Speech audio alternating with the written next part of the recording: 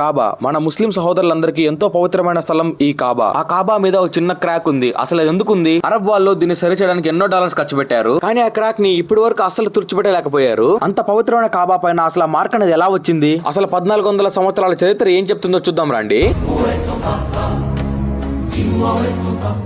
మన last messenger అయిన మొహమ్మద్ ప్రవక్త వారి బాబాయ్ అబూ తాలిఫ్ వాళ్ళ భార్య గర్భంతో ఉండి డెలివరీ టైం కూడా దగ్గరకు వచ్చేసింది. ఇప్పుడు ఆమె జన్మని ఇవ్వడానికి ఎక్కడా చోటు లేక ఆ దేవుడైన అల్లా ఆజ్ఞతో కాబా అయితే దానంతట అదే చీలుతుంది.